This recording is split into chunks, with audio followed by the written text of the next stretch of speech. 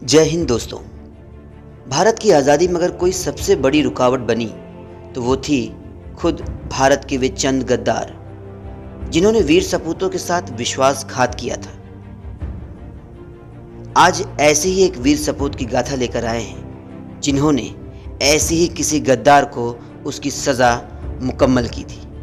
जी हाँ, हम बात करने जा रहे हैं अमर शहीद बैकुंठ शुक्ल जी की। बैकुंठ शुक्ल जी का जन्म वर्ष 1907 में तत्कालीन मुजफ्फरपुर और आज के वैशाली जिले के जलालपुर गांव में एक किसान परिवार में हुआ था।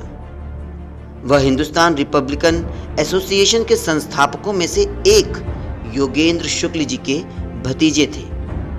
गांव में प्रारंभिक शिक्षा पूरी करने के बाद वे पड़ोस के मथुरापुर गांव के प्राथमिक स्कूल में शिक्षक हो गए थे, लेकिन क्रांतिकारी मिजाज का होने के कारण अध्यापन में उनका बहुत मन नहीं लगता था।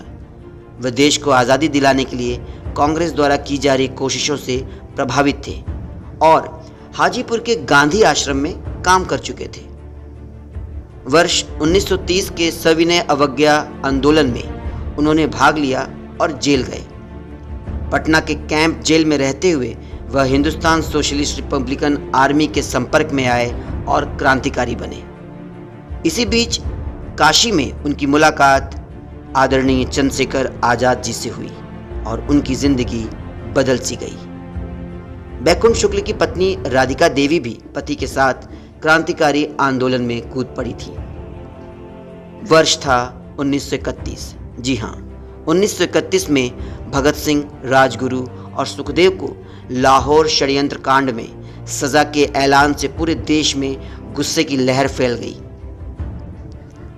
क्रांतिकारी फणींद्रनाथ घोष अंग्रेजी हुकूमत के दबाव और लालच में आकर वादा माफ गवाह बन गए थे।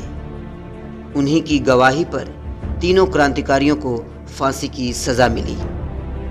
बैकुंठ शुक्ल ने ठान लिया था कि वह फणींद्रनाथ घोष को उसके विश्वासघात की सजा जरूर देकर रहेंगे।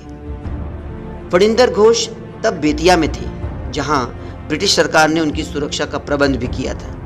9 नवंबर 1932 को साइकिल से बेतिया के मीना बाजार में अपने साथी चंद्रमा सिंह के साथ पहुंचकर बैकुंठ शुक्ल ने घोष को कुल्हाड़ी से काट कर अपना वादा पूरा किया। वह फरार हो गए और लंबे समय बाद 6 जुलाई 1933 को गिरफ्तार कर लिए गए।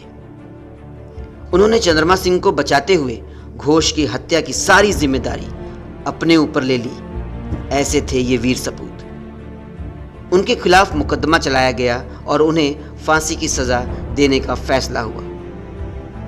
उनकी फांसी का दिन भी 14 मई तय हो गया।